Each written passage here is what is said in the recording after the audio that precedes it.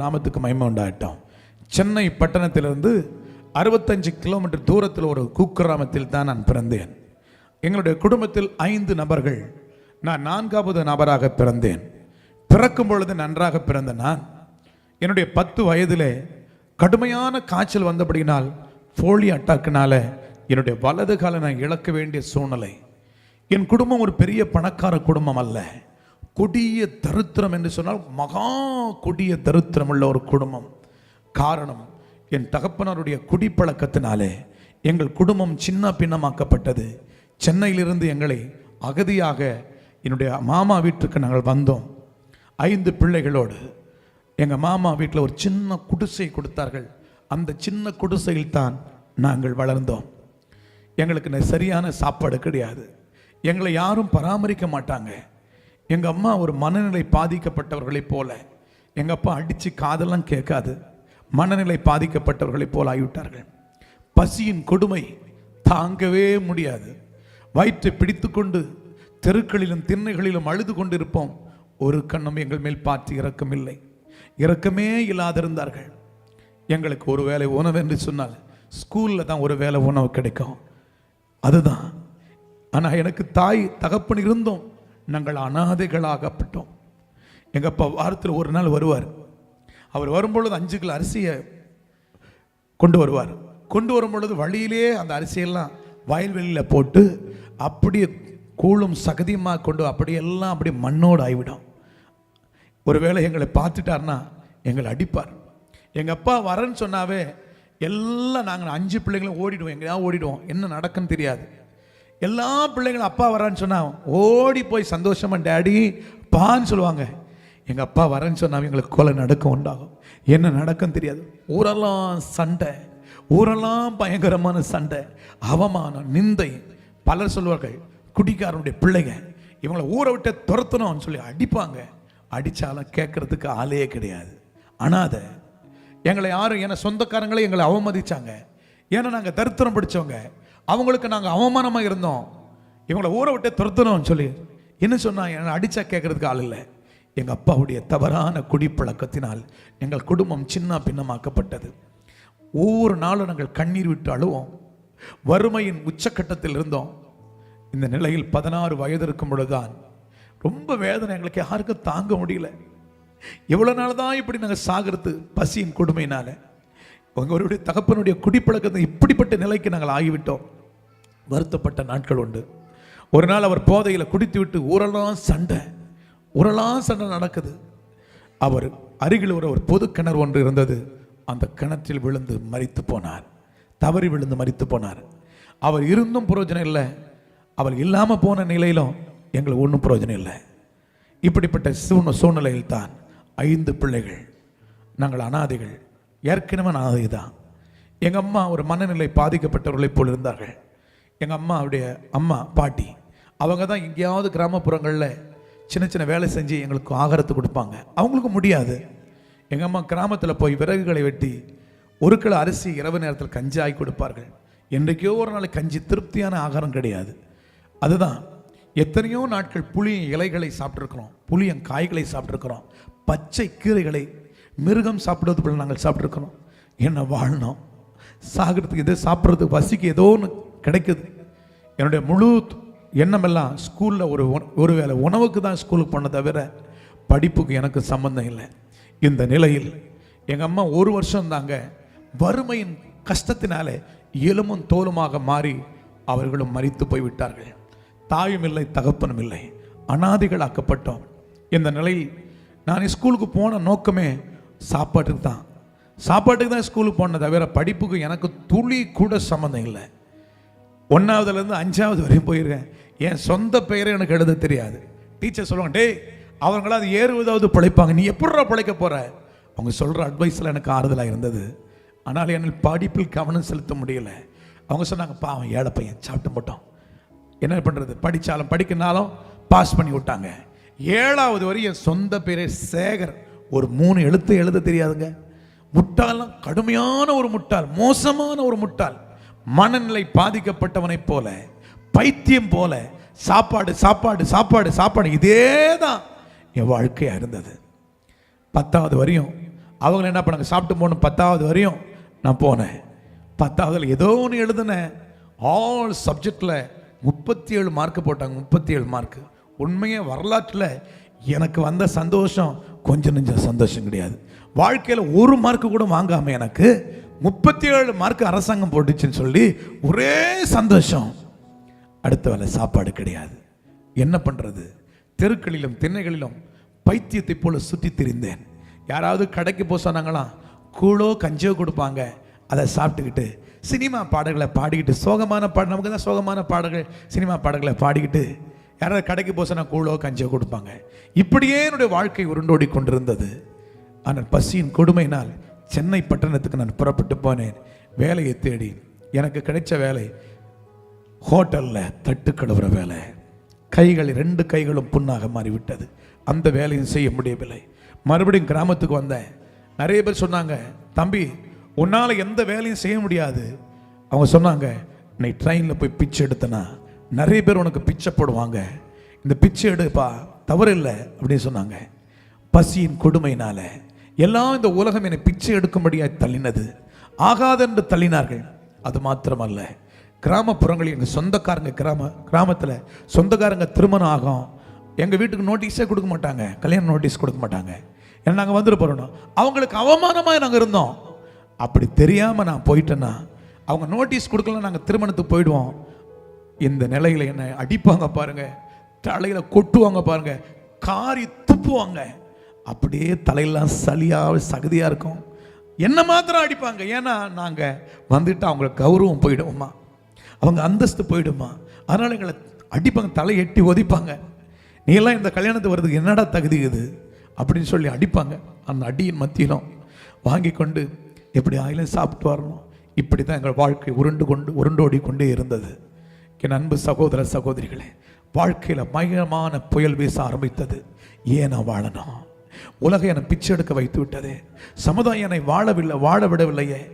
எந்த உலகம், என் சொந்தமெல்லாம் என்னை வெறுக்கிறாங்களே, என்னை அவமானமாக வெறுக்கிறாங்களே. நீ இருந்து என்னடா சாதிக்க போற? சாகணும், எங்களா சாகு, செத்துப்போ என்று சொன்னார்களே என்று சொல்லி வேதனையோடு கண்ணீரோடு அழுது கொண்டிருந்தேன்.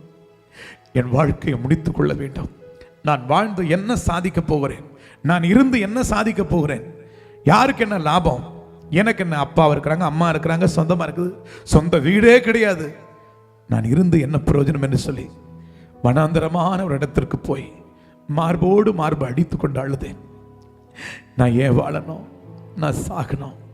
கடவுள் யார்? கடவுள் இல்லை. கடவுள் ஒருத்தர் இருந்த நான் ஏன் இவ்வளவு கஷ்டப்படுறேன்? யார் அந்த கடவுள்? இல்லை, கடவுளே இல்லை. கடவுள் இருந்தா எனக்கு ஏன் இப்படி என் வாழ்க்கை நடக்குது? ஒரே ஒரு வார்த்தை சொன்னேன், யார் அந்த கடவுள்? உண்மையான ஒரு கடவுள் இருப்பீங்கன்னா என்ன சந்தேங்க. நான் இந்து குடும்பத்தில் பிறந்ததுனால யார் கடவுள் தெரியாது. ஆனால் ஏசப்பாவை சின்ன வயசுல ரொம்ப எனக்கு பிடிக்கும். அவர்னாவே ரொம்ப பிடிக்கும். ஆனால் அவரும் ஒரு கடவுள் அப்படிதான் நினைச்சிருந்தேன். கடைசியாக மரணத்தின் உச்சக்கட்டத்தில் சொன்னேன், யார் அந்த கடவுள்? கடவுள் இருந்தா நான் எவ்வளவு கஷ்டப்படுறேன். நான் சாகணும். ட்ரெயின்ல விழுந்து என் வாழ்க்கையை முடிக்க போறேன்.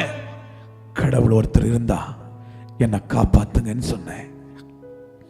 உண்மையை சொல்றேன், கூப்பிடுகிற காக்கை குஞ்சுகளுக்கு ஆகாரத்தை கொடுக்கிற நல்ல தகப்பன், உபத்திரவப்பட்டவனுடைய உபத்திரவத்தை அற்பமா எண்ணாதவர், அருவருக்காதவர். உண்மையை சொல்றங்க, இந்த எளியவனுடைய சத்தத்தை என் பெருமான் இயேசு என் சத்தத்தை கேட்டார். என்னோடு கூட பேசினார். என்னோடு கூட பேசி இந்த நம்பிக்கையின் வாசலை உருவாக்கினார். அல்லேலூயா. அதற்கு பிறகு ஒரு ஆடு மேய்க்கிற சகோதரன் மூலமாக சுவிசேஷம் பலமாய் அறிவிக்கப்பட்டது. இயேசு கிறிஸ்துடைய வருகை குறித்தும் அவருடைய வல்லமை குறித்தும் அவருடைய மகத்துவத்தை குறித்தும் எனக்கு அறிவிக்கப்பட்டது. இயேசுவை என் வாழ்க்கையில் சொந்த இரட்சகராக ஏற்றுக்கொண்டேன். அல்லேலூயா. ஏற்றுக்கொண்டு முழுகி ஞானஸ்நானம் எடுத்தேன். ஒரு போதகரோடு கூட சேர்ந்து அந்த போதகரோடு பணிவிடைகளை செய்து கொண்டிருந்த ஒரு 3 ஆண்டுகள். அவரே கஷ்டப்படுற ஊழியக்காரர். அவர் கொஞ்சம் ஒரு வேளை சாப்பாடு கொடுப்பார்.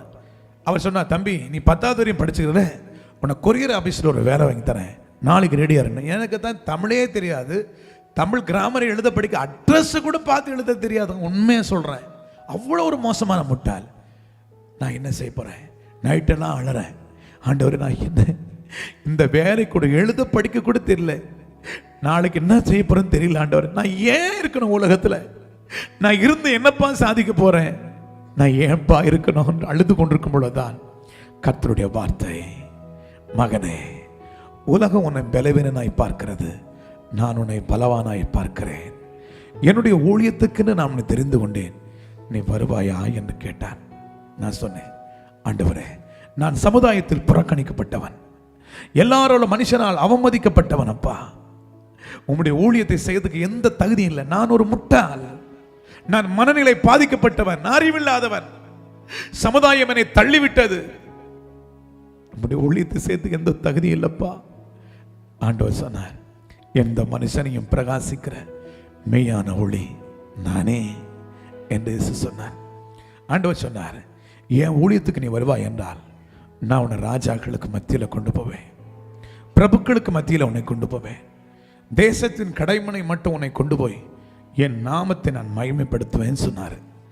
உண்மையை சொல்கிறேன், அப்படியே அர்ப்பணித்தேன். ஒரு விளம்பரம் வந்தார், எழுத படிக்க தெரிஞ்ச போதும் தங்க இட விலாசம் பைபிள் சொல்லி கொடுப்பாங்கன்னு சொன்னாங்க. அங்கே போனால் அட்ரஸ் என்ன, அட்ரஸ் தெரியும், இதெல்லாம் எதுக்குடா வந்ததுன்னு சொல்லி திட்டுறாங்க. அந்த போதவர் என்ன திட்டுறாரு, நீங்களாம் எது உருப்பட ஒன்றுமே அட்ரஸ் கூட எழுத, நீங்களாம் என்னையா பைபிள் கதை படிக்க போகிற, ஒன்றுமே தெரியல. சரி, ஒரு ஆட்கள் சேர்த்து மாதிரி சேர்த்து வச்சாங்க. சமையல் செஞ்சோம், ஒரு ஊழியமும் செய்யலை. அவர் சொன்னாங்க, ஸ்பான்சர் வரல, நீங்கள்லாம் அவங்கவுங்க வீட்டுக்கு போயிடுங்கன்னு சொன்னாங்க. எல்லாரும் அவங்கவுங்க வீட்டுக்கு போயிட்டாங்க. நான் எங்கே போகிறது, எனக்கு வீடு வாசல் இல்லை. ஆனால் அழைத்த தீபனை ஒரு பைபிள் ஒரு பெட்ஷீட் எடுத்துக்கொண்டு ஊர் ஊரா தெரு தெருவா இயேசு உங்களை நேசிக்கிறார் என்று சொன்னேன். அவங்க எல்லாம் சொல்லுவாங்க, டேய் வா, ஓ நிலைமையே பரிதாபமாகுது, எங்களுக்கு இயேசு பற்றி சொல்ல பா அப்படின்னு சொல்லுவாங்க. என் வீடு மரத்தடி, என் வீடு பிளாட்பாரம், என் வீடு சர்ச்சு வாசல், இதுதான். ஆனால் என் பொழுதுபோக்கு என்ன தெரியுமா, பரலோகத்தை துதிச்சுட்டே இருப்பேன், பரலோகத்தை துதிச்சுட்டே இருப்பேன். துதிக்க துதிக்க துதிக்க ஆண்டவர் பாடல்களை கொடுக்க ஆரம்பித்தார். உண்மையை சொல்கிறேன், எனக்கு மியூசிக் பற்றி ஒரு ஏபிசிடி தெரியாது, ஆனால் நூற்றுக்கணக்கான பாடல்களை தேவன் கொடுத்துருக்கிறார். அல்லேலூயா சொல்லுவோமா? இன்னைக்கு உலக நாடுகளிலே இந்த பாடல்கள் அநேக இடங்களில் பாடிக்கொண்டிருக்கிறது. லட்சக்கணக்கான கோடிக்கணக்கான மக்களுக்கு ஆசீர்வாதமாக இருக்குது. இப்படி பாடல்கள் ஒரு பாடல் வரும், பாடல்லாம் எனக்கு தெரிஞ்ச பாஷையில் எழுதிக்குவேன், எழுதிக்கிட்டே அப்படியே துதிப்பேன். பசையெல்லாம் பறந்து போயிடும். இரவை பார்த்து சொல்வேன், ஏன் இரவு, பகலை பார்த்து சொல்ல ஏன் பகல். ஒவ்வொரு வருஷமும் பார்த்து சொல்வேன், இந்த வருஷமாவது என் நிலைமை மாறுமாண்டவர்.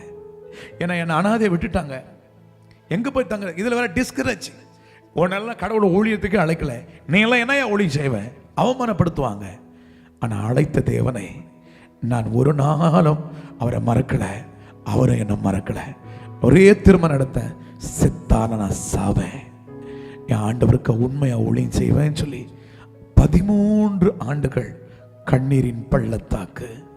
அல்லேலூயா. யோசித்து பாருங்க, எங்கள் சொந்தக்காரங்க வீட்டுக்கு போவேன், ஒருத்தர் கூட மூஞ்சி கொடுத்து முகத்தை கொடுத்து பேச மாட்டாங்க, எல்லாம் அப்படி திரும்பிக்குவாங்க. 1 ரூபா கொடுத்து இந்த தம்பி, அவமானம் அவமானம் நிந்த. 13 வருஷத்துல எலும்பும் தோலுமாக கண்கள் எல்லாம் உள்ளே போய் விட்டது. இப்படிப்பட்ட சூழ்நிலையில ஒரு நண்பருடைய வீட்டுக்கு போனேன், போய் அங்கே விழுந்துட்டேன், அப்படியே விழுந்துட்டேன். அவர் சொன்னார், இவருடைய ஊழியம் முடிஞ்சு போச்சு, பாவம், இவர் நாளைக்கு இன்னைக்கு செத்து வர பொழுது இவருடைய பாடி எப்படி இருக்கிறது, டேய் இவரை எழுப்பி அனுப்பிச்சிடுங்கப்பா. 20 ரூபா கொடுத்தாங்க, என்னை எழுப்புனாங்க, 20 ரூபா கொடுத்தாங்க. எங்கேயாவது போ, எங்கே போகிறதுன்னு தெரியல, 20 ரூபா எடுத்துக்கிட்டு போகிறேன். இருள் சூழ்ந்த உலகம், மரணம் என்னை நெருங்கி கொண்டிருக்கிறது, என்ன செய்வது? ஒரு சர்ச்சு வாசல்ல படுத்துக்கொண்டு ஓ நாளறேன், என்னை நேசிக்கிறதுக்கு உலகத்தில் யாருமே இல்லையா, என்னை நேசிக்கிறதுக்கு யாருமே இல்லையா? அப்பொழுது வந்த பாடல் தானே இந்த பாடல்.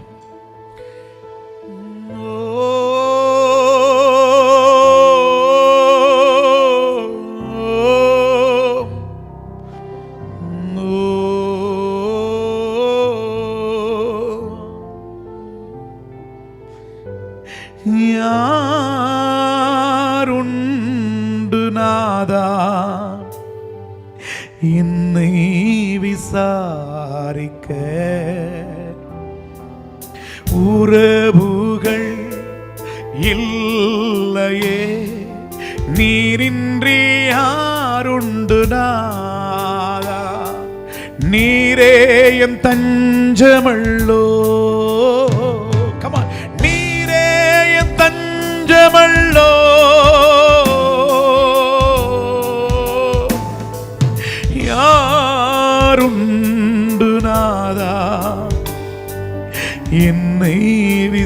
விசாரிக்க தனிமையில் காதறிய ஆகாரின் குரலை கேட்டி மனம் கசந்து கலங்கி நின்ற அந்நாளின் ஜபத்தை கேட்டி நீரே நல்ல மேய்ப்பன் வேண்டுதல் கேட்பவரே ஓ வேண்டுதல் கேட்பவரே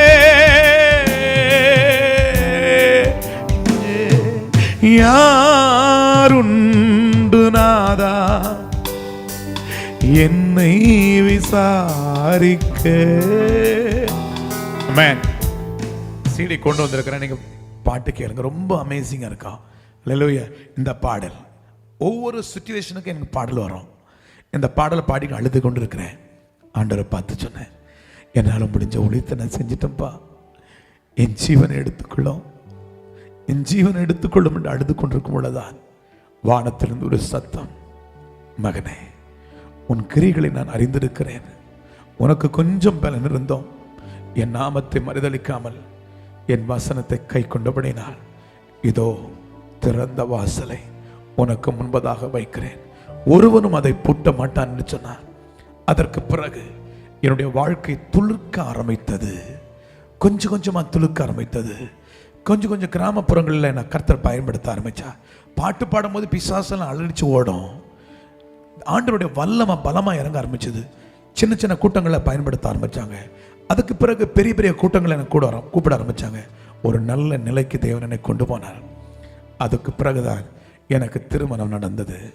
என்னுடைய மனைவி நாகர்கோயில் தான். எனக்கு திருமணம் நடந்து நல்ல ஒரு ஆசீர்வாதமான திருமணம் நடந்தது. அதற்கு பிறகு எங்களுக்கு நல்ல ஒரு ஆண் குழந்தை பிறந்தது. அவனுக்கு பின்னி சால்சிடோனி, ஒரு எழுப்புதல் வீரனாக என்று ஆக வேண்டும் என்று அவனுக்கு பின்னி என்று வைத்தேன். ஒரு எழுப்புதல் வீரன், 2.5 வயசு உள்ள பிள்ளை, நல்லா பாடுவான், துதிச்சுட்டே இருப்பான், எப்போவுமே துருத்துருன்னு இருப்பான், பயங்கரம் பாடுவான், எப்போவுமே பாட்டுனா உயிர் அவனுக்கு.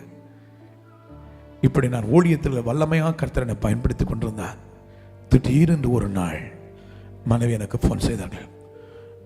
குழந்தைக்கு பயங்கரமான காய்ச்சல் வந்து விட்டது, உடனே வாருங்கள் மருத்துவமனையில் இருக்கிறேன்னு சொன்னார்கள்.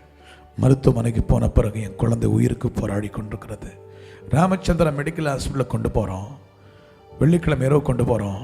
அந்த ராமச்சந்திரா ஹாஸ்பிட்டல் முழுவதும் க்ளோரி, தேவ பிரசன்னம் நிரம்பி இருக்கிறது. என்ன நடக்குன்னு தெரியல. ஐசியூ வார்டில் கொண்டு போகிறோம். கோமா நிலையில் இருக்கிற பிள்ளைகள் எல்லாம் வெளியே வருது, ஹீல் ஆகி வெளியே வருது. என் குழந்தை கொண்டு போகிறோம். சனிக்கிழமை காலையில் என் குழந்தையை பார்க்கறதுக்கு நான் போகிறேன். போகிறது முன்பது பரிசுத்த ஆவியானவர் என் இருதயத்தை சமாதானத்தை நிரப்பி விட்டார். என்னால் தாங்க முடியாத சந்தோஷம். ஒரு துயர செய்தி வரப்போகிறது, என்னை பலப்படுத்துகிறாரு. டாக்டர் போய் பார்த்தேன். சார் என் குழந்தை எப்படி இருக்கு? சார் மன்னிச்சிருங்க, உங்கள் குழந்தை பிரெயினுக்கு போகிற அத்தனை நரம்பும் கட் ஆகிடுச்சு, உங்கள் குழந்தை செத்து போயிடுச்சு, பாடி இப்போ எடுத்து போகிறீங்களா, எப்போ எடுத்து போகிறீங்கன்னு கேட்டாங்க. நான் சொன்னேன், சாய் செத்துடுச்சுன்னா நான் அழ வேண்டிய என்னால் அழ முடியல. என் இருதயத்தை பூட்டி வச்சுட்டாரு. சமாதானம் சமாதானம் சந்தோஷம் தாங்க முடியல, ஆனந்த கண்ணீர் தான் வருது. நான் டாக்டர் பார்த்து சொன்னேன், சார் நாளைக்கு எங்களுக்கு ஞாயிற்றுக்கிழமை ஆராதனை இருக்குது, என் குழந்தையுடைய பாடியை திங்கக்கிழமை நான் எடுத்துக்கிறேன் சார். அவர் சொன்ன, உங்களால் அவ்வளோ பணம் கட்ட முடியுமா? எத்தனை லட்சம் நான் கட்டுவேன் சார்னு சொல்லிட்டு என் மனைவி மாத்திரம் என் குழந்தையுடைய பாடிக்கு முன்பு அதை நிறுத்தி விட்டு போய்விட்டேன். ஞாயிற்றுக்கிழமை ஆராதனை செஞ்சேன். ஞாயிற்றுக்கிழமை கடவுளுக்கு ஆராதனை, மருத்துவமனை குழந்தையுடைய பிணம். ஹல்லேலூயா. ஆனால் கர்த்தரை துதித்தேன், ஆண்டவரை மகிமைப்படுத்தினேன். திங்கக்கிழமை காலையில் என் குழந்தையுடைய பாடி எடுக்கணும், என்கிட்ட பணம் இல்லை, நான் என்ன சேர்த்துன்னு தெரியல, ஆண்டவரே எனக்கு உதவி செய்யுமாப்பான்னு சொல்லி மருத்துவமனைக்கு போன பிறகு டாக்டர் சொன்னார், சார் உங்கள் குழந்தைக்கு பணம் பே பண்ணிட்டாங்க, ஆம்புலன்ஸில் ரெடி ஆகிடுச்சு, பாடி கொண்டு போகிறீங்களான்னு கேட்டாங்க. பணம் யார் சார் கட்டணும்னு சொன்னேன். உங்கள் பேரில் ஒரு நபர் கட்டிட்டு போயிட்டாங்க, யாரும் தெரியாதுன்னாங்க. அந்த என் குழந்தைய பாடி எடுத்துக்கிட்டு வீட்டுக்கு நான் ஃபோன் பண்ணேன். நம்ம வீடு சவ வீடு இல்லை, ஆராதனை வீடு. அல்லேலூயா. ஸ்பீக்கர் பாக்ஸ்லாம் வச்சுருங்க, கீபோர்டெலாம் ரெடியாக வைங்க, நான் வரேன். என் குழந்தையுடைய பாடி வைத்து பாடின பாட்டு தான் இந்த பாடல். ஓ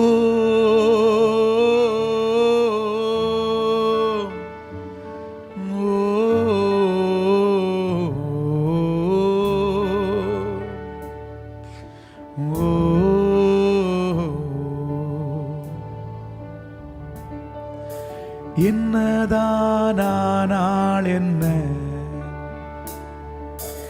என் மீட்பர் உயிரோடுண்டு. என்னதானால் என்ன, என் மீட்பர் உயிரோடுண்டு. தொடர்ந்து பயணம் செய்வேன், துணையாளர் முன் செல்கிறார்.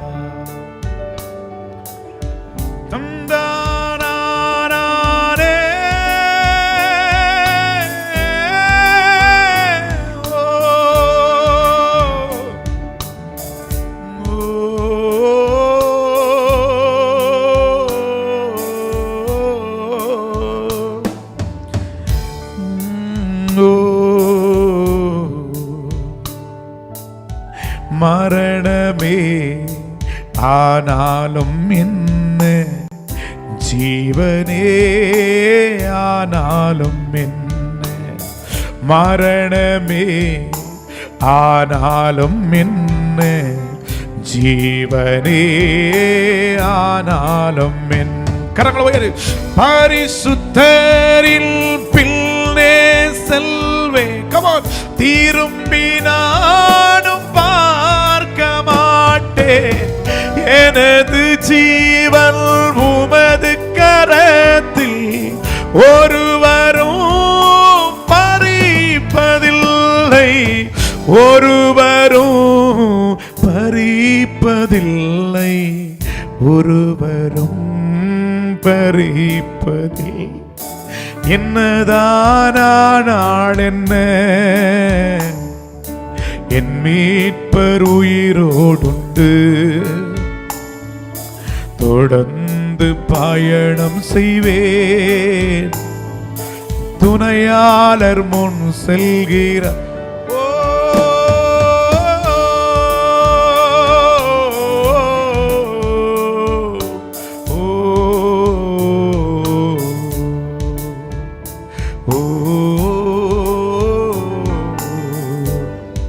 பாடலை பாடி என் குழந்தை வச்சு பாடினேன். எல்லாரும் என்ன பார்த்து அழுதாங்க, என்ன அழ முடியல. சிரிச்சேன், பரலோகத்தின் தேவனை நன்றியோடு துதிச்சேன்.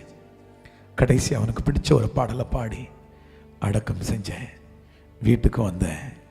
ஆண்டவரே, நான் என்ன துரோகம்பா செஞ்சேன், நான் என்னப்பா பாவம் செஞ்சேன், ஏன் என் குழந்தை எடுத்துங்க என்ன நான் கேட்ட போது கத்த சொன்னார், பரிமள தைலம் குப்பியில் இருக்கிறவரை வாசனை வீசாத மகனே, அந்த குப்பி உடைச்சு எப்படி வாசனை வீசுமோ அது போல என்னுடைய மகிமையை உன் ஊழியத்தில் நான் பலமா விளங்க பண்ண போறேன்.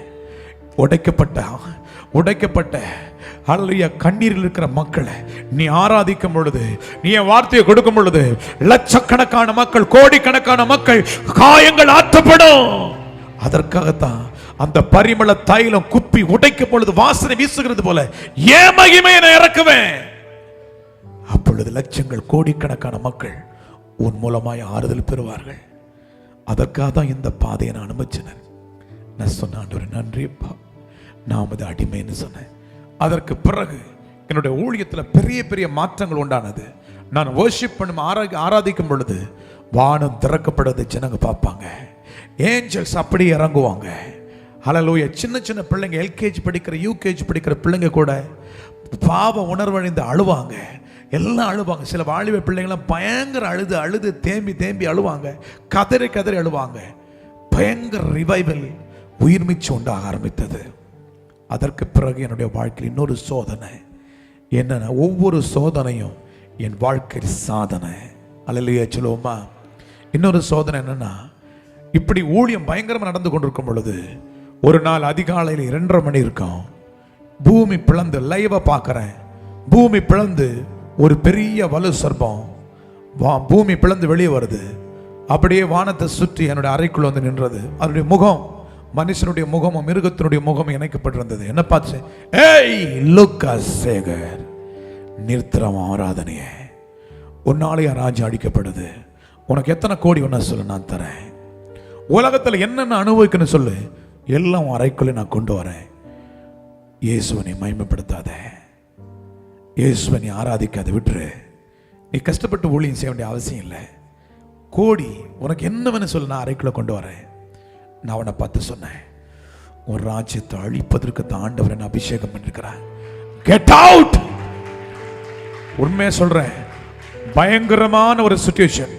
அந்த நேரத்தை தைரியமாய் பேச ஆண்டவர் எனக்கு கிருபை கொடுத்தார். அல்லேலூயா சொல்லுவோமா? அவன் என்னை பார்த்து சொன்னா, நான் உன்னை கொன்னுடுவேன், நான் உன்னை வாழ விட மாட்டேன், நான் உன்னை கொன்னுடுவேன். அந்த நேரத்தில் என்ன பதில் சொல்ற தெரியல.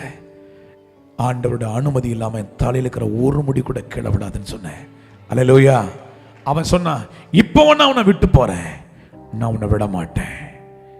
அப்ப எனக்கு காரெல்லாம் கிடையாது, சின்ன டிவிஎஸ் 50 இருந்து இருந்தாலும் கஷ்டப்பட்டு ஊழியம் செய்யும், கண்ணீர் மத்தியில் உண்மையா ஊழியம் செஞ்சோம். ஒரு நாள் ஊழியத்துக்கு நான் புறப்பட்டு போகிறேன். இரவு நேரத்தில் மழை பெஞ்சு சகதியா இருக்குது. வண்டியை ஸ்டார்ட் பண்றேன் பாருங்க. ஸ்டார்ட் பண்ணதுனால அப்படியே மெல்லா கடிச்சு விழுந்ததுனால என்னுடைய முதுகு தண்டு உடைந்து விட்டது. L2 L3 L4 disk collapse ஆயிடுச்சு. டாக்டர் சொல்லிட்டாங்க, எம்ஆர்ஐ ஸ்கேன் பார்த்து சொல்லிட்டாங்க, உன்னோட லைஃப் முடிஞ்சு போச்சு, இனிமேல் நீ உட்கார முடியாது, நடக்க முடியாது, எழும்பவே முடியாது, 2 கைகளும் 2 கால்களும் செயல் இழந்து விடும் என்று சொல்லிவிட்டார்கள். என்ன செய்வது? ஒரு டெட் பாடியை கொண்டு வந்து வீட்டில் கலத்திட்டு போகும்போது போயிட்டாங்க. நானும் என் மனைவி ஓன்னு அழறோம். அந்த நாள் எங்கள் உதவிக்கிறதுக்கு யாருமே இல்லை, அனாதைகளை போல ஆகிவிட்டோம். சாவை தவிர வேறு வழி இல்லை. அந்த நேரத்தில் படுத்து கொண்டிருக்கும் பொழுது பிசாசு வந்து என்னை பார்த்து சொன்னான், இதுதான் உனக்கு கடைசி படுக்கை. அவனை பார்த்து சொன்னேன், இனிமேல் தான் ஆரம்பம்னு சொன்னேன். அல்லேலூயா, அல்லேலூயா. ஆண்டவரை பார்த்து கேட்டேன், ஆண்டவரே நான் இப்படியே சாகணுமாப்பா, நான் இப்படியே இருக்கணும் ஆண்டவரே. அழுது கொண்டிருக்கும் பொழுதுதான் கர்த்தர் என் கூட பேசினாரு, உனக்கு விரோதமாய் உருவாக்கப்படும் எந்த ஆயுதமும் வாய்க்காதே போகும். அல்லேலூயா சொல்லுவோமா? இந்த வசனத்தை வச்சு இரவு 8:30 மணிக்கு ஸ்டார்ட் பண்ணும் பிரேயர். 12 மணி வரையும் போராடி கதறி ஜெயிப்போம். ஆண்டவர் எங்களுக்கு யாரும் இல்லை, உம்மை தவிர எங்களுக்கு யாரும் இல்லப்பா, எங்களுக்கு உதவி செய்யும்பான்னு அழுது கொண்டிருக்கும் பொழுதுதான் கர்த்தர் எங்களை 10 நாட்களில் கர்த்தர் பரிபூர்ண சுகத்தை கொடுத்தார். நான் எழும்பி நடந்தேன். அல்லேலூயா சொல்லுவோமா? எழும்பி நடந்தேன். ஆண்டவருடைய நாமத்துக்கு ஸ்தோத்திரம். அப்ப வந்த பாட்டு தான் இந்த பாடல். உனக்கு எதிரான ஆயுதங்கள் வாய்க்காதே மகனே, உனக்கு எதிரான ஆயுதங்கள் வாய்க்காதே மகளே, நீ உயிரோடு இருக்கும் வரையிலும் எதிர்ப்பவனில்லை. பாடுங்களேன். நீ உயிரோடு இருக்கும் வரையிலும் எதிர்ப்பவனில்லை, நீ உயிரோடு இருக்கும் வரையிலும் எதிர்ப்பவனில்லை.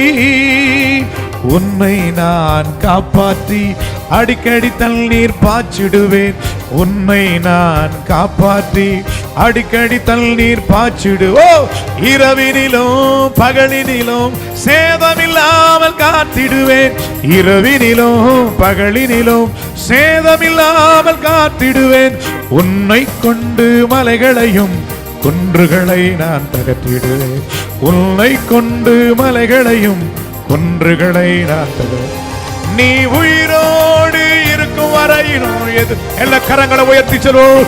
நீ உயிரோடு இருக்கும் வரையிலும் எதிர்ப்பவனில்லை, உயிரோடு இருக்கும் வரையிலும் எதிர்ப்பவனில்லை.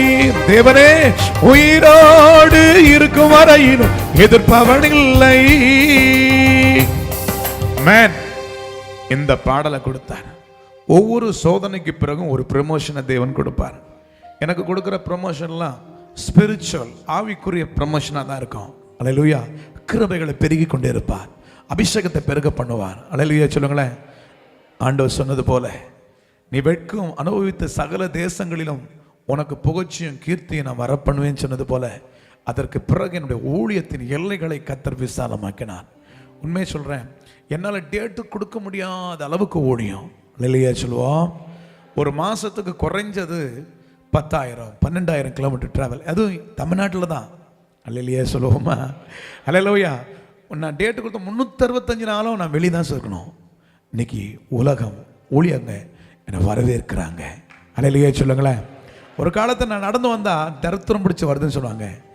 இப்போ நடந்து வந்தா நான் ஒளிஞ்சிக்க வேண்டியது. ஏன்னா எல்லாம் பிடிச்சிடறாங்க. பிரதர் உங்கள் பாட்டை கேட்கும்போது ஆசீர்வாதமாக இருக்குது பிரதர். ஹல்லேலூயா.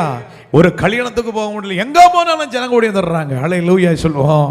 ஹல்லேலூயா. பிரதர் உங்களை பார்க்குறது ஒரு பெரிய பாக்கியம் பிரதர். அவ்வளோ ஒரு அமேசிங் பிரதர். உங்கள் பாட்டெல்லாம் அவ்வளோ ஒரு வல்லமையாக இருக்குது. ஹல்லேலூயா சொல்லுவோமா. 37 மார்க் வாங்கினேன். எனக்கு 100கணக்கான பாடல்களை தேவன் கொடுத்திருக்கிறார். ஹல்லேலூயா சொல்லுங்களேன். ஒவ்வொரு பாடலும் அமேசிங் கிரேஸ். ஹல்லேலூயா. அமே சொல்லுங்க. இயற்கைக்கு அப்பாற்பட்டதை தேவன் எனக்கு கொடுத்து இதுக்கு உலகம் முழுவதும் போராடி ஓடிக்கொண்டே இருக்கிறேன். அயராம ஊழியம் செய்து கொண்டிருக்கிறேன். 4 மணி நேரம் 10 மணி நேரம் கூட நின்று என்னால் என் பலத்துக்கு மேலே ஊழியம் செய்து கொண்டிருக்கேன் கர்த்தருடைய கிருபையினாலே. ஹல்லேலூயா சொல்லுவோமா. எந்த கிராமத்தில் நான் வெட்கப்பட்டேனோ அதே கிராமத்தில் கர்த்தர் என்னை உயர்த்த ஆரம்பித்தார். ஹல்லேலூயா சொல்லுவோமா. எந்த சொந்த ஜனங்களால் அவமதிக்கப்பட்டேனோ அதே ஜனங்க நீங்கள் வந்து சொல்கிறதுங்க, எங்கள் அத்தை பையன் தான் அவர், எங்கள் மாமா பையன் தான் அவர். ஹல்லேலூயா. இன்னைக்கு எங்கே வராத நோட்டீஸ்லாம் இப்போ எனக்கு வருது. ஹல்லேலூயா. விஐபி நோட்டீஸாக வருது. இப்போ தம்பி இந்த கல்யாணத்துக்கு வந்தா நீ வந்தால் எங்களுக்கு ரொம்ப ஆசீர்வாதமாக இருக்கும் தம்பி. ஹல்லேலூயா. ஹல்லேலூயா. ஆகாதென்று தள்ளப்பட்ட கல் மூளைக்கு தலைக்கல்லாக தேவன் மாற்றினார். ஹல்லேலூயா சொல்லுவோமா. ஹல்லேலூயா. சென்னையில் நாங்கள் ஒரு பெரிய சபையில் சின்ன சபை தான் வச்சுருக்கிறேன். சின்ன சபை இப்போது ஒரு என்னுடைய தரிசனம்னா ரிவைவல் ப்ரேயர் சென்டர். 24 மணி நேரமும் ஜெபிக்கணும், 24 மணி ஆராதிக்கணும், ஒரு ப்ரேயர் சென்டர் கட்டணும்னு சொல்லி ரொம்ப போராடி ஜெபம் பண்ணி கொண்டிருக்கிறோம். இப்போ நாங்கள் இருக்கிறது ஒரு ஸ்லம்மில் தான், ஒரு கிராமத்தில் ஒரு ஸ்லம்மில் தான் இருக்கிறோம். ஆனால் வெளியே போயிட்டோன்னா மெயின் ரோட்டில் போயிட்டோன்னா நிறைய மக்கள் ஆசீர்வதிக்கப்படுவாங்க. ஹல்லேலூயா. 1,30,00,000 அந்த லேண்டு வாங்குறதுக்கு போராடி ஜெபம் பண்ணி கொண்டிருக்கிறோம். நிச்சயம் அது நடக்கும். ஒரு பெரிய ரிவைவலுக்காக தான் கடவுள் நம்மளை தெரிஞ்சுக்கிட்டாரு. ஹல்லேலூயா சொல்லுவோமா. ஆமென் சொல்லுவோமா. ஹல்லேலூயா. இன்னைக்கு போகிற சபைகளில் போகிற இடத்துலெல்லாம் கர்த்தர் ஒரு பெரிய மகிமையை ஊற்றி கொண்டிருக்கிறார். ஹல்லேலூயா சொல்லுங்களேன். ஒரு பெருத்த ஆசீர்வாதங்களை ஊற்றி கொண்டிருக்கிறார். என் அன்பு சகோதர சகோதரிகளே, எளிமையும் சிறுமையுமானவனாக இருந்த என்னை தாவீதை போல புறக்கணிக்கப்பட்ட சூழ்நிலை, அதான் ஈசாய் 7 பிள்ளைகளை நேசித்தான். 8வது பிள்ளையா இருக்க தாவீதை புறக்கணிக்கப்பட்ட சூழ்நிலையில் ஆனால் அவனை தான் கர்த்தர் முதல் பேரானவனாக தெரிந்து கொண்டார். ஹல்லேலூயா சொல்லுங்களேன். ஆமென் சொல்லுங்களேன். அவனை தான் கர்த்தர் சொல்றாரு, அவன் தான் எனக்கு முதல் பேரான குமாரன், முதல் பேரானவனாக நான் தெரிஞ்சுக்கிட்டேன். உலகம் என்னை தள்ளினது, தெய்வம் என்னை முதல் பேரான நான் தெரிஞ்சுக்கிட்டாரு. ஹல்லேலூயா சொல்லுவோமா. இன்னைக்கு பல நாடுகளிலிருந்து எனக்கு வாய்ப்புகள் கிடைத்து கொண்டிருக்கிறேன். என்னால் போக முடியல. இந்த தமிழ்நாட்டிலே எல்லாம் பிளாக் பண்ணி வச்சிடுறாங்களே. இன்னைக்கு ஊழியம் செய்ய முடியாத அளவுக்கு ஊழியங்கள் இருக்கிறது. தொடர்ந்து எங்களுக்காக நீங்கள் ஜெபித்துக் கொள்ளுங்கள். ஆண்டவருடைய பரிபூர்ண சித்தம் நிறைவேற்றப்படணும். இன்னும் அப்பாவுக்காக பெரிய காரியங்களை செய்யணும். என் ஆதங்கள் இன்னும் ஓயலை, என்னுடைய ஆதங்கம் இன்னும் தீரலை. அப்பாவுக்காக பெரிய காரியங்களை செய்யணும்னு சொல்லி இரவும் பகலும் ஓடிக்கொண்டிருக்கிறேன். என் பலவீனத்தை பாராதபடிக்கு அவருடைய பரிபூர்ண பலன் பூரணமாய் என்னை ஆட்கொண்டிருக்கிறது. ஹல்லேலூயா.